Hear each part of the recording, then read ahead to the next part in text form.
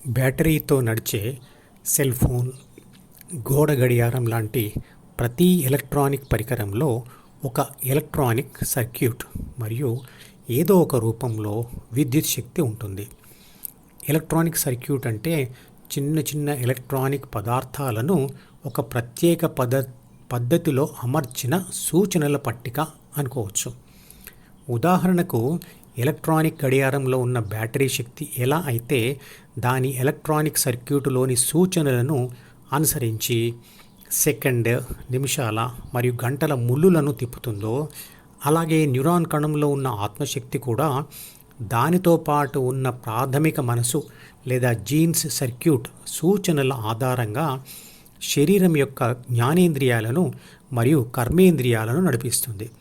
అంటే న్యూరాన్ కణం కూడా ఒక ఎలక్ట్రానిక్ పరికరం లాంటిది, లేదా దానిని కంట్రోలర్ అనవచ్చు.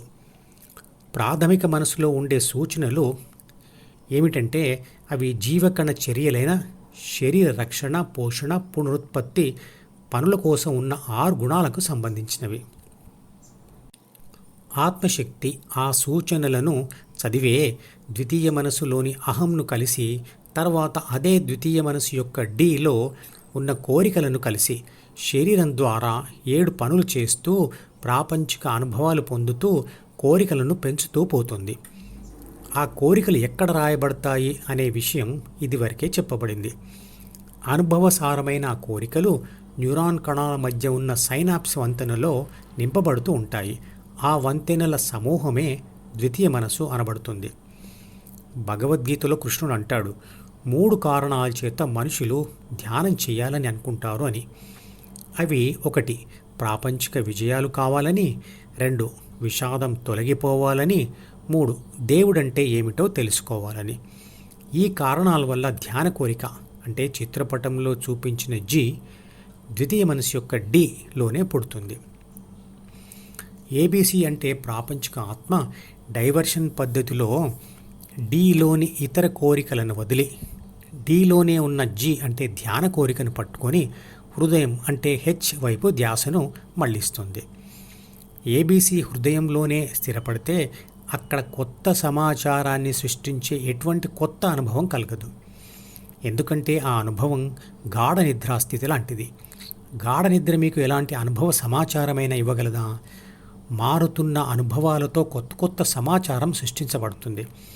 కానీ గాఢ నిద్ర లాంటి ఒకే రకమైన ధ్యాన అనుభవం వల్ల ఏ కొత్త సమాచారం రాదు.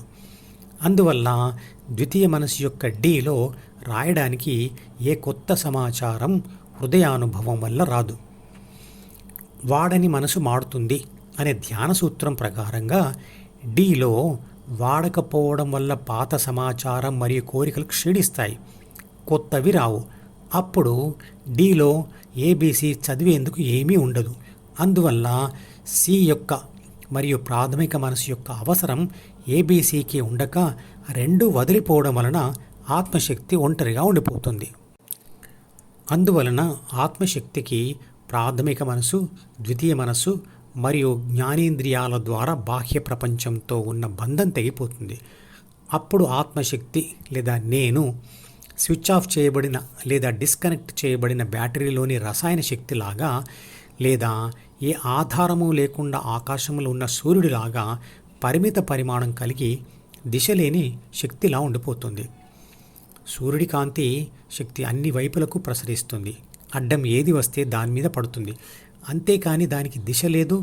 కానీ ఆ కాంతి దారిలో అడ్డం పెడితే దాని మీద పడిన కాంతి పరావర్తనం చెంది అప్పుడు మాత్రమే కాంతికి ప్రసరించడానికి ఒక దిశ ఏర్పడుతుంది.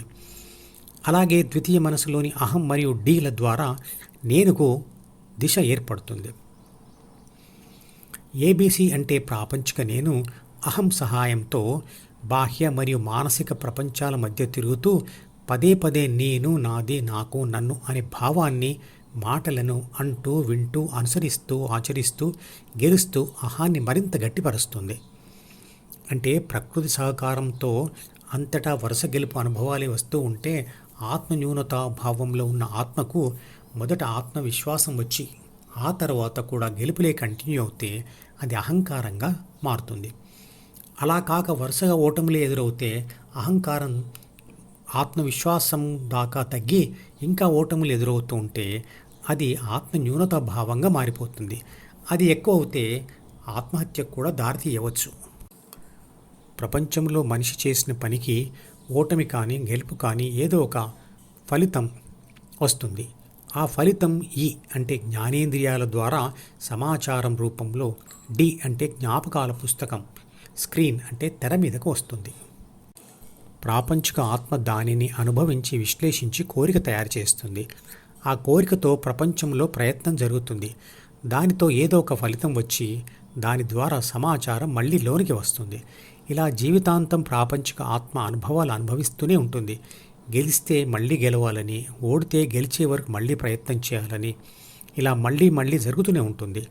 మనిషి చేసే ప్రతి ప్రపంచ సమాచార విశ్లేషణ అంటే ఆలోచన, కోరిక, ప్రయత్నం, అనుభవాల వెనుక అహం తప్పకుండా ఉంటుంది.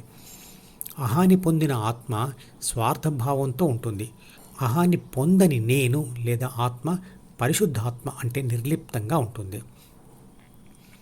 విశ్వశక్తి నుండి ప్రపంచం జన్మించడం మరియు మనిషి శరీరంలో ఆత్మశక్తి ప్లస్ ప్రాథమిక మనసు కలిసి జన్మించడం జరిగింది. శరీరంలోని ఈ రెండూ కలిసి జ్ఞానేంద్రియాల ద్వారా లోనికి వచ్చిన ప్రపంచ సమాచారమును అనుభవించి ద్వితీయ మనసు అంటే అహం ప్లస్ జ్ఞాపకాల పుస్తకమును సృష్టించడం జరుగుతుంది. ప్రపంచ పరస్పర వ్యతిరేక అనుభవాలతో ద్వితీయ మనసు పెరగడం లేదా తగ్గడం ఉంటుంది. ఆ మార్పులకు అనుగుణంగా ఆత్మ ప్రాథమిక మనసులోని ఆ ఓటమి కలిగించిన పనులు చేయడానికి ప్రోత్సహించిన సూచనలను మరొకసారి చదవకపోవడం జరుగుతుంది, లేదా మరొకసారి చదివి మరొక ప్రయత్నం చేయమని ప్రోత్సహించవచ్చు. ఈ మధుపదం యూట్యూబ్ ఛానల్ వీడియోని సబ్స్క్రైబ్ చేసి గంట గుర్తును నొక్కి ఆల్ని సెలెక్ట్ చేసి ప్రతిరోజు యూట్యూబ్ ఓపెన్ చేసి అడుగున ఉన్న సబ్స్క్రిప్షన్ బటన్ నొక్కితే అన్ని లేటెస్ట్ వీడియోలు చూడవచ్చు.